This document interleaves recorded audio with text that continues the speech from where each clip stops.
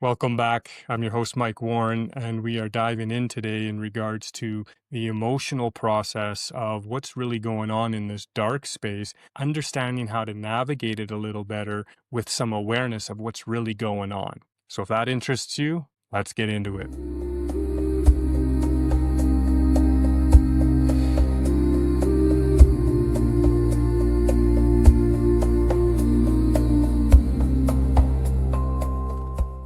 So, welcome back to the second episode of Ember in the Dark. I am your host, Mike Warren, and today we're going to be diving into the emotional process, understanding with a bird's eye view the awareness, and looking at what's really going on in this dark, challenging space, such that we can create some space between ourselves and the experience, such that we can learn to look at it with a different set of eyes and be able to navigate it a little more effectively, okay? And so, with that being said, anything I'm saying, and I will say this often, is, I'm only speaking from my experience and what I've learned and my perspective. And if it does not resonate with you, that's totally cool, right? My purpose here is not to be a teacher, so to speak, ultimately sharing from my personal experience in hopes to point you or guide you in your direction. I may point you over here, you go over there, find something, and it leads to something else that I'm unaware of, and that supports you further along your path. And so just keep that in mind. I'm not here to be the one to look towards with the answers. I'm just here as a guide to support you in navigating this dark space, because at the end of the day, I get how tough and challenging it is. Very lonely, very isolating. Like I said in my previous podcast, the last episode, the depression, the anxiety, the suicidal ideation, basically every day was Groundhog Day, and, not having even any energy. I put it this way, looking at laundry or dishes or those regular basic chores, having the energy to do those things, I considered a luxury, right? It's very debilitating and it is purposeful. And that's what we're going to talk about today, is that kind of purpose on why it is happening. And, as we go along these episodes, we'll go into how to navigate those pieces. So the best way I can describe from my perspective this process is ultimately being sat in front of a mirror to look at yourself without the distractions, without the glamour, without the illusion, raw, honest feedback. And it's feedback in regards to how we've been showing up, the choices we've made, and the choices we didn't make. And basically everything that we have chosen to do or not do to put us in this moment of time to reflect. It's not a punishment. It's actually, I believe, for your highest and greatest good. However, the challenge is seeing it from that perspective in that space. I mean, it took me about 3.5 years to recognize that. I'm not saying that's going to be the case for you. It's very unique to, everybody. My wife says I'm a very stubborn individual, and looking back over these last 3 to 4 years of my challenges, I can start to agree with her, because it took me a long time to start letting go and accepting and surrendering to the process. And so what's happening, and I believe, is in the collective consciousness, okay? There is, I'm sure you've seen or heard a lot of content or videos or information being around where the frequency, the vibration, earth, those frequencies are raising, and there is a process of cleaning house, so to speak. Okay. And the best analogy I can describe with this is, if we were to rewind time, 10 years ago, even, 5 years ago, prior to the world events that happened then, if we were to look back at that, we would have things that we would use to distract ourselves, whether that's drugs, money, video games, social media, everyone has their own kind of little distraction. And so I want you to imagine being in a room, let's say 3,000 square feet, okay? And in one corner is all the stuff we don't want to address of ourselves, the changes we know we could make and didn't really want to make or haven't made those efforts, those types of aspects of ourselves in regards to Carl Jung's work, shadow work, the shadow self, okay? And so in a 3,000 square foot room, it's the part of ourself that we've shunned or stuffed down because somewhere along in our life, we've decided it's not good enough, it doesn't work, it's not effective, whatever that story is. And so what we would do, 10 years ago, 5 years ago, is anytime that shadow part of ourself would start to up and rise out of the shadows within ourselves, we don't necessarily like it because it doesn't always feel pleasant. And so what happens is we will go run to the other side of the room, 3,000 square feet away, run to the other side of the room and distract ourselves with whatever we normally distract ourselves with. And so what I believe is happening is collectively this aspect within ourselves, the dense, darker, deeper energies are being purged and transmuted into creating a transformation that is long lasting, ultimately forever, for your highest and greatest good. Okay. And so I want you to imagine that 3,000 square foot room is now being compressed down to about 100 square feet. So that's stuff that we've been avoiding, not wanting to address, like I said, we know we should do better with, put effort in, make changes for, stop doing, etc. It's now in a 100 square foot room. So no matter what area you go into that room, going from 3,000 square feet to 100 square feet, it's still up front in your face. And I'm going to make an assertion here. And anytime I'm making an assertion or an assumption, this is one of those moments where you can say, Mike, you're crazy, or you know what, you're pretty much bang on. And my assumption is the distractions that you've used in the past, they don't hit the same. They don't distract and give you the same effect as they've done in the past. And the reason I believe that's the case is because that room has gotten smaller. So for me to distract myself, instead of walking 3,000 feet away, I'm walking 100 feet away, and I'm still in the vicinity of the stuff that I know I should be doing or not doing, or however you want to word that. And so if you're recognizing that your normal distractions, a big one for me is video games and social media. I don't know how many hours I've wasted on video games, and mind you, I enjoyed them. I've played them, a lot of fun with them, with my friends, etc. And when I get off, I always look back and it's like, man, that amount of time I could have put it into something productive, right? And so there's another little, hit towards my self-worth, my self-esteem, and bringing me down, right? And so whatever those distractions are for you, if you're recognizing they're not giving you the same fix, it's probably because it's time to really face what's going on within. And that's the whole purpose of this episode, is to kind of give you an overview and an awareness of what's really going on, such that you know that 1, you're not broken. 2, you're actually in a good space. It is for your highest and greatest good, although it doesn't feel like it. And 3, it does require some work. However, if you face it and take it on, you can come out the other side stronger, better, faster, and having more, better, or different in your life. It just takes you with the courage to go and face the things, right? And so this is a lot based on Carl Jung's work, shadow work, facing the shadow self. And so those aspects of ourselves that we have shunned and kind of tucked away, and we've, separated or internally fractured ourself versus accepted ourself wholly, has ultimately created a division within ourselves. And if we're not able to come into complete union with ourselves, it's going to be very difficult to find that authentic alignment within, such that you can bring authentic expression fully to the table, because we're always having a mask and having to show up a certain way so we don't feel like we're getting found out. And so that being said, this process, the reason I say it is a positive thing is because it is a purging process.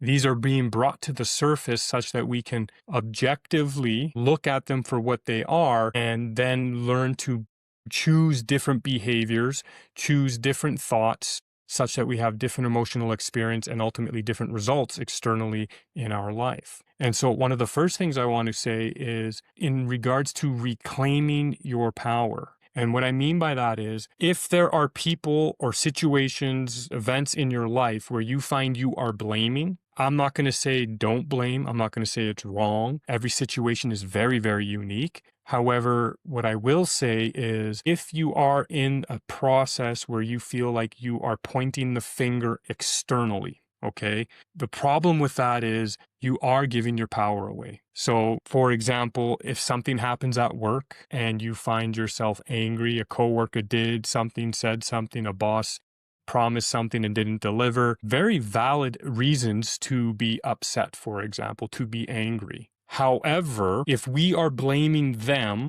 for the reason for our anger, unfortunately, though, when we come from that position, what happens is then we need that external thing to change for us to say it's okay to change within. Okay. Ultimately, though, what is going on is a situation or an event is happening externally, and it is a reflection of what's going on internally via your thoughts, your beliefs, your emotional state. It's just reflecting back with what's going on within. And so it's kind of like pointing at a mirror and blaming the mirror for the clothes that you chose to wear, right?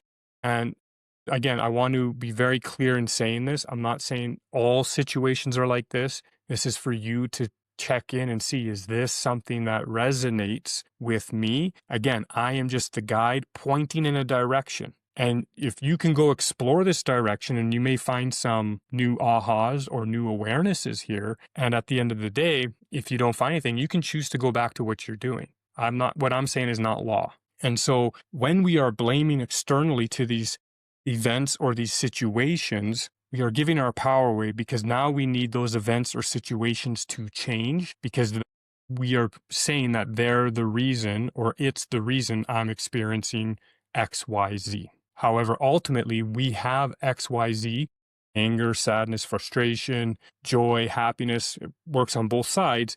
We're bringing that to the table, and these events and situations are basically attracted or brought to our table to reflect back to us, such that we have an experience of life to be like, is this the experience I want? If not, then I just adjust and change. However, easier said than done, right? And so this dark space that you are in, or may be experiencing, is designed to look at the shadow side of self. Okay. So again, it's like being forced to sit down in front of a mirror and looking at those choices that you've made or didn't make that put you in the position that you are experiencing in this moment. Not for punishment, not for self beat up, although that can feel like what's happening. I know I definitely fell into that category for quite some time. However, it's only to reflect back that, hey, based on my internal alignment, my authentic self, somewhere along the way, I am out of alignment, and there are things that I need to clean up in my thoughts,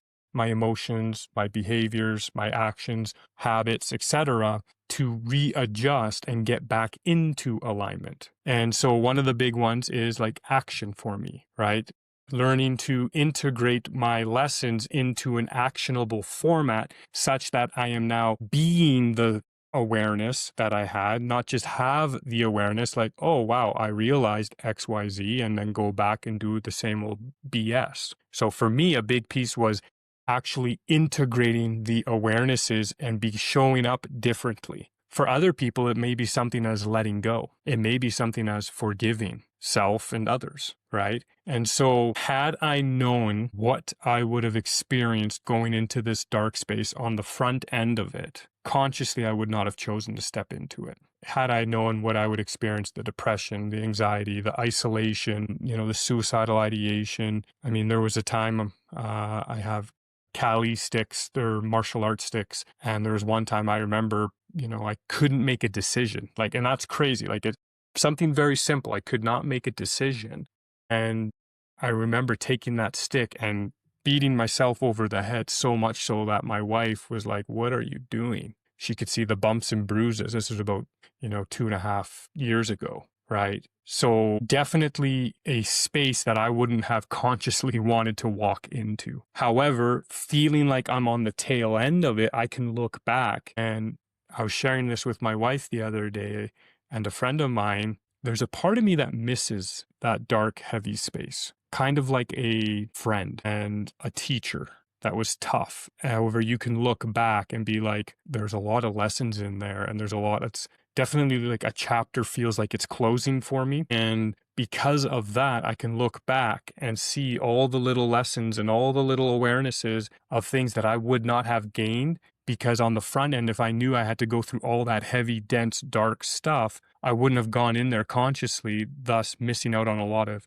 quote unquote gold in the cave. This process is designed for you to face yourself. There was a saying or a quote, I forget who it was from, it says, you find your compassion and your humility in the light. You find your power, your courage in the dark. Right? And so this is where you get to choose to stand up, face and rise through this, or the weight of it can cripple you. Like I said, I was on the doorstep. I was on the doorstep myself. I didn't know if I could go one more day or one more hour, because it was so excruciating. However, I just took it minute by minute. And what I had recognized is just going back to, what is this teaching me?